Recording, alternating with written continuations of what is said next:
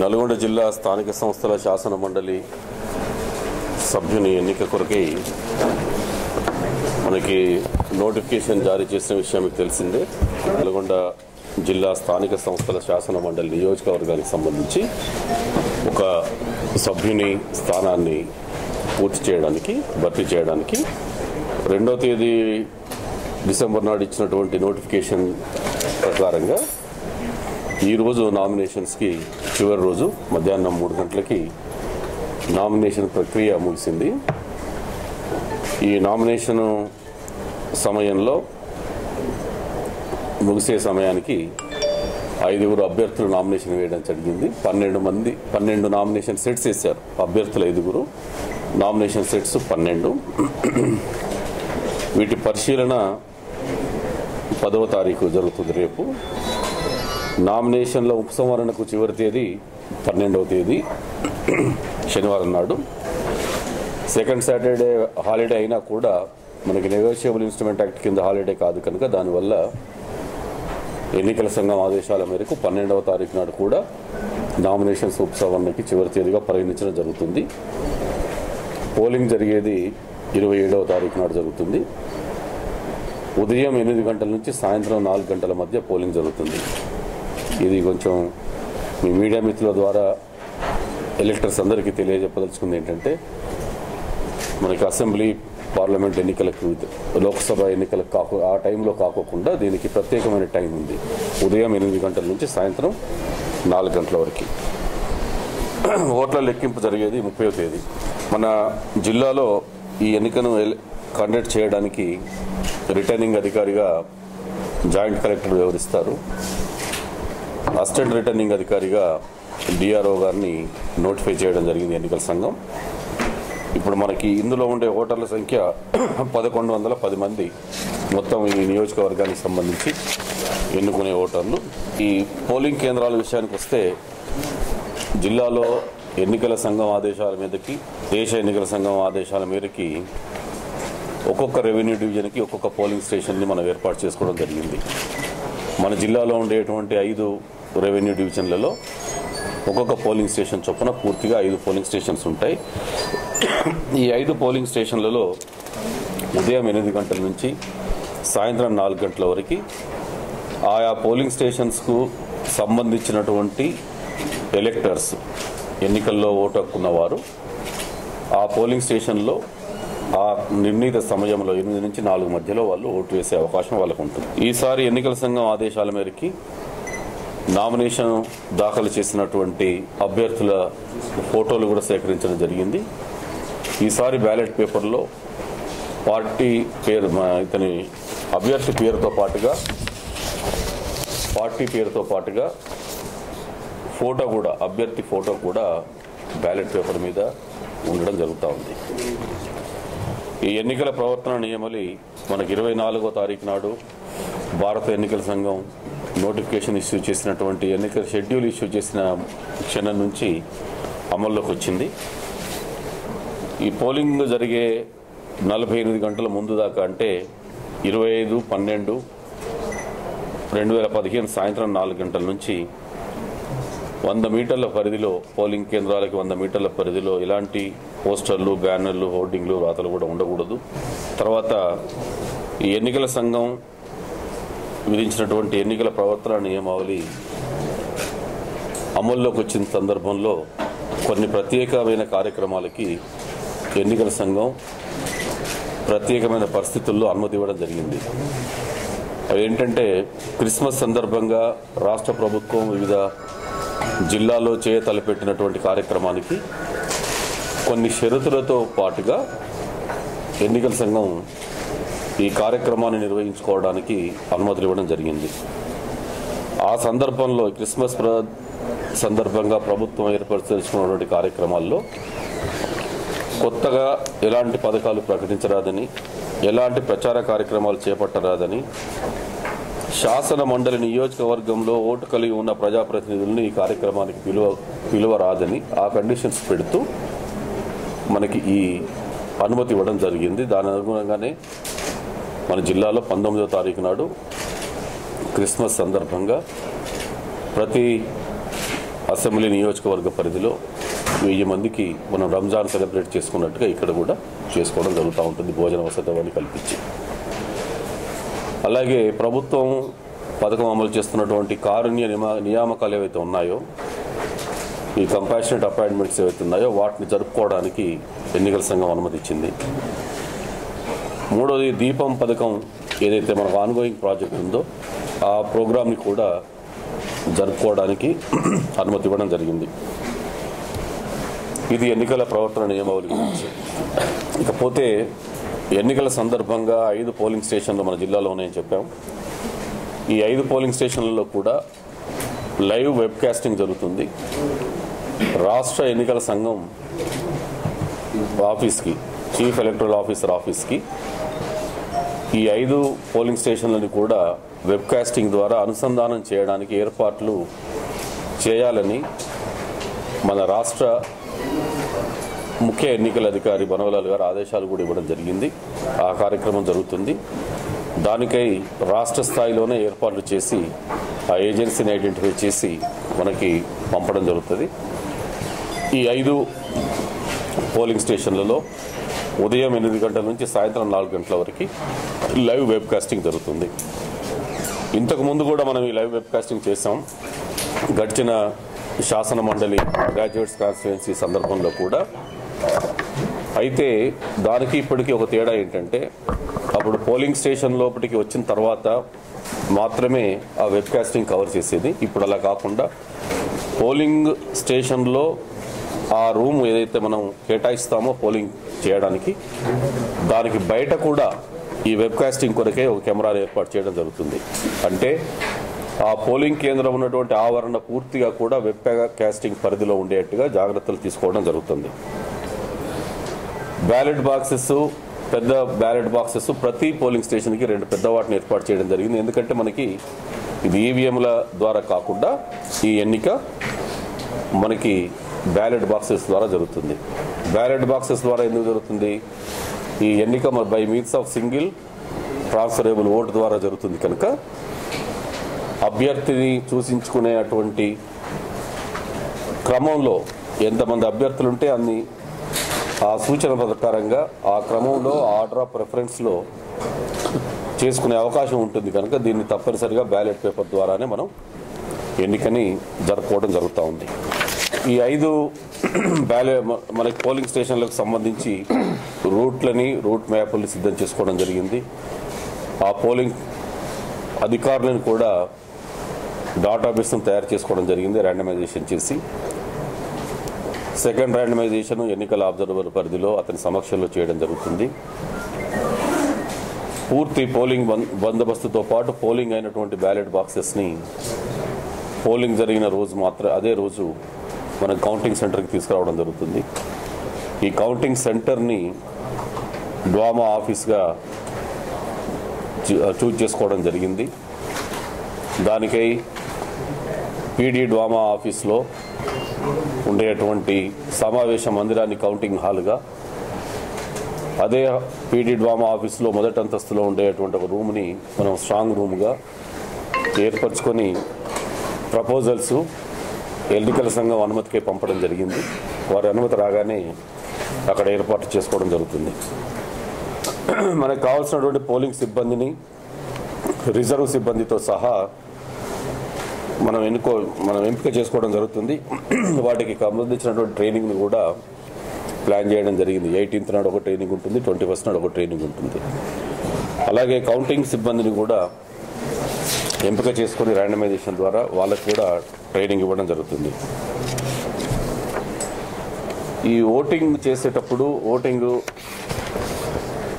చేసే ఎలక్టర్ ఎవరైతే ఉంటారో, ఓటు హక్కుకున్నటువంటి వ్యక్తి, ఇది ముఖ్యంగా స్థానిక సంస్థల ప్రతినిధుల నుంచి ఎన్నిక జరుగుతున్నటువంటి శాసన మండలి నియోజకవర్గం కనుక ఆ స్థానిక సంస్థల్లో ఉండేటువంటి ప్రతినిధులు ఎవరైతే ఓటు హక్కున్నారో వాళ్ళంతా కూడాను బ్యాలెట్ పేపర్తో పాటు వాళ్ళకి వాయిలెట్ కలర్ స్కెచ్ పెన్ ఇవ్వడం జరుగుతుంది. దాన్ని మాత్రమే ఉపయోగించి వారు ఓటు వేయాల్సి ఉంటుంది.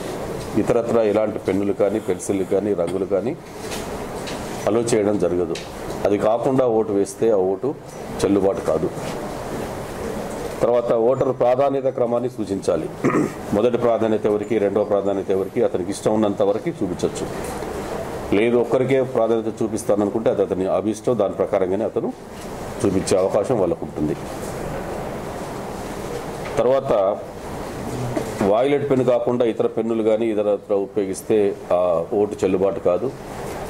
అలాగే బ్యాలెట్ పేపర్ మీద ఓటర్ని గుర్తించగలిగే విధంగా ఎలాంటి రాతలు రాసినా, సంతకాలు పెట్టినా, పేర్లు రాసినా ఆ ఓటు చెల్లుబాటు కాదు.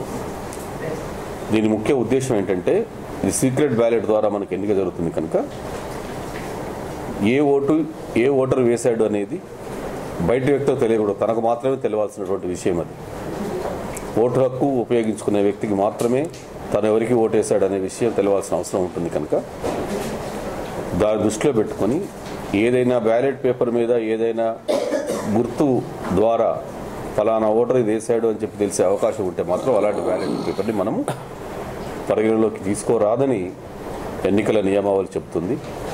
దాన్ని పాటించాల్సిన అవసరం అందరికీ ఉంటుంది. అలాగే ఇంతకుముందు మనం అన్ని ఎన్నికల్లో కూడా నోటాని నన్ ఆఫ్ ద ఎబో అని, అంటే పైన సూచించిన అభ్యర్థులు ఎవరు కాదు, నేను ఎవరికి ఓటు వేయదలుచుకోలేదు అని చెప్పే అవకాశం కూడా ఈ ఎన్నికలో ఓటర్లకు ఉంటుంది. ఇంతకుముందు మనం ఉన్నటువంటి పద్ధతికి ఇప్పటికీ కొంచెం తేడా ఉంది. నోటా హక్కు మాత్రం ఉంది. అయితే ఇంతకుముందు నోటా ఎదురుగా మార్క్ చేస్తే ఆ ఎంటైర్ బ్యాలెట్ పేపర్ ఏ వ్యక్తికి కూడా, ఏ అభ్యర్థికి కూడా మనం పరిగణలోకి తీసుకునే అవకాశం లేదు. ఇప్పుడు ఎన్నికల సంఘం ఇందులో కొన్ని మార్పులు తీసుకొచ్చింది. అదేంటంటే ఈ నోటాతో పాటుగా ఇతర అభ్యర్థులకు కూడా ఎవరికైనా వాళ్ళ ప్రాధాన్యత క్రమాన్ని తెలియజేస్తూ 4 అభ్యర్థులుంటే 1, 2 అనేది ఇద్దరు అభ్యర్థులకు ఎదురుగా, ఒక అభ్యర్థి ఎదురుగా 1, ఇంకో అభ్యర్థికి తనకు నచ్చిన అభ్యర్థికి ఎదురుగా 2వ ప్రాధాన్యత చూపించి 3వ ప్రాధాన్యత నోటాకు చూపిస్తే అప్పుడు 1, 2 అభ్యర్థులకి మనం కౌంటింగ్ ఆ ఓటుని చెల్లుబాటుగా పరిగణించవచ్చని ఇప్పుడు ఎన్నికల సంఘం ఆదేశాలు ఇచ్చింది.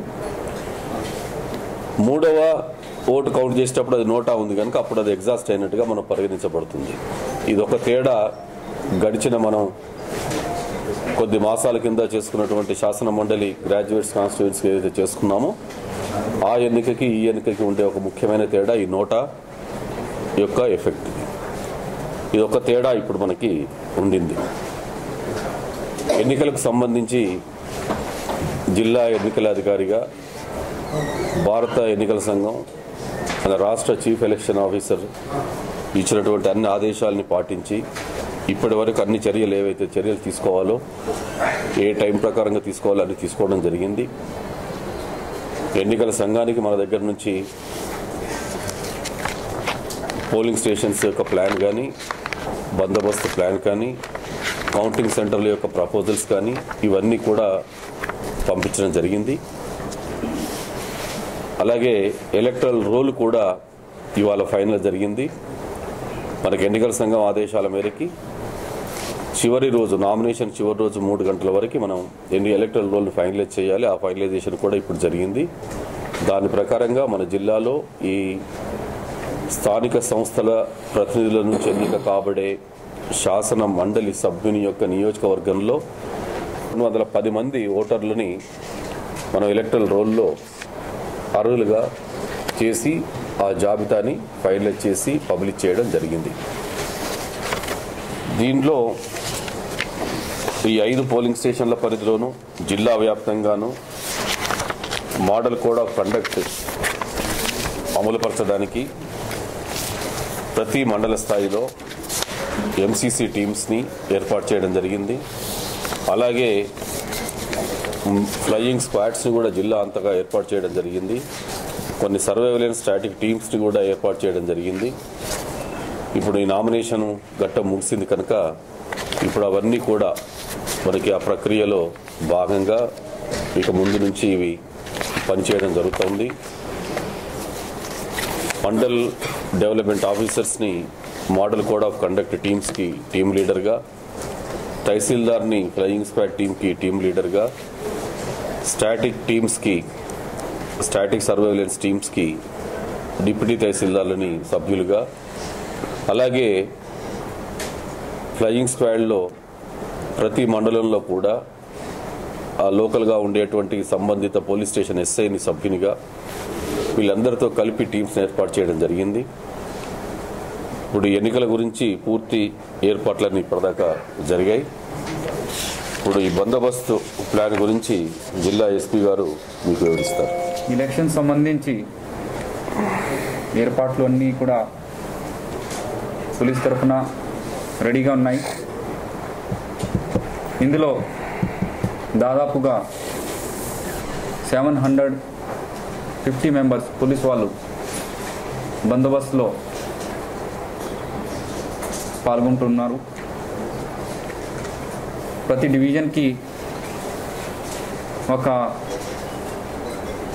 పోలింగ్ స్టేషన్ నల్గొండ, భువనగిర్, సూర్యాపేట్, మిర్యాలగూడ, దేవరకొండ ప్రతి చోట్ల కూడా ఒక డిఎస్పీ గారు ఆధ్వర్యంలో 4 to 5 సిఐస్, అదేవిధంగా దాదాపుగా 15 ఎస్ఐస్, తర్వాత 15 ఏఎస్ఐలు, దాదాపు 50 మంది పీసీలు, డబ్ల్యూపీసీలు, హోంగార్డ్స్తో పాటుగా ఈ బందోబస్తు ఏర్పాటు చేయడం జరుగుతోంది. అది కాకుండా స్ట్రాంగ్ రూమ్ సంబంధించి ఒక సెంట్రల్ పోలీస్ ఫోర్స్ కంపెనీ మేము రిక్వెస్ట్ చేశాము. సో సెంట్రల్ పోలీస్ ఫోర్స్ తోటి స్ట్రాంగ్ రూమ్ బందోబస్తు ఏర్పాటు చేయడం జరుగుతుంది.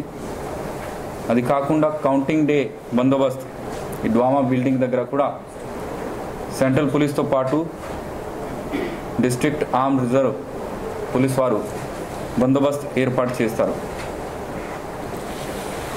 ఇది కాకుండా ప్రీ పోల్ బందోబస్తులో ప్రస్తుతానికి మన జిల్లా బార్డర్స్ దగ్గర 13 ప్లేసెస్లో చెక్ పోస్టులు ఏర్పాటు చేయడం జరిగింది. అది కాకుండా కలెక్టర్ గారు అన్నట్టు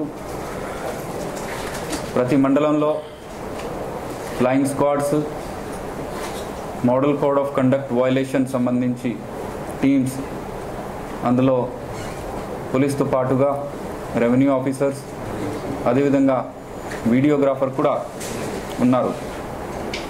ఇది కాకుండా ఒక వాట్సాప్ నంబర్ కూడా అందరికీ ఇవ్వడం జరిగింది. అందులో మోడల్ కోడ్ ఆఫ్ కండక్ట్ సంబంధించి ఏమైనా కంప్లైంట్స్ ఉంటే ఆ వాట్సాప్ నంబర్లో మాకు ఇవ్వచ్చు. 9100941400. ఇది కాకుండా లోకల్ డివిజన్ లెవెల్లో డిఎస్పీ గారు, సిఐ గారు, ఎస్ఐ గారు అందుబాటులో ఉంటారు. జిల్లా స్థాయి లెవెల్లో మేము ఎప్పుడైనా అందుబాటులో ఉంటాము. ఎప్పుడైనా ఎవరైనా అప్రోచ్ కావచ్చు. ఫ్రీ అండ్ ఫెయిర్ పోలింగ్ జరపడానికి నల్గొండ జిల్లా పోలీస్ వారు సిద్ధంగా ఉన్నారు. ఈ నల్గొండలో పోలింగ్ స్టేషన్ ఉండేది ప్రభుత్వ జూనియర్ కాలేజ్, బాలికల జూనియర్ కాలేజీలో ఉంటుంది పోలింగ్ స్టేషన్ నల్గొండలో. మిర్యాలగూడలో జడ్పీహెచ్ఎస్ బక్కలవాడ మిర్యాలగూడలో ఉంటుంది. మిగతా 3 చోట్ల స్థానిక ఎంపీడీఓ కార్యాలయంలో ఉంటుంది. భువనగిరి, సూర్యాపేట, దేవరకొండలో ఆయా స్థానిక ఎంపీడీఓ ఆఫీసుల్లోనే ఏర్పాటు చేయడం జరిగింది. Toll free number 1 round the clock control number 1800 425 1442. ఈ కలెక్టరేట్లో ఉండే టోల్ ఫ్రీ నంబర్కి కూడా ఎన్నికలకు సంబంధించి ఏదైనా సమాచారాన్ని ఇవ్వదలుచుకున్నా రౌండ్ ది క్లాక్ మీరు ఇవ్వడానికి అవకాశం ఉంటుంది. ఎవరైనా దాని కొరకే టోల్ ఫ్రీ నంబర్ని ఏర్పాటు చేయడం జరిగింది.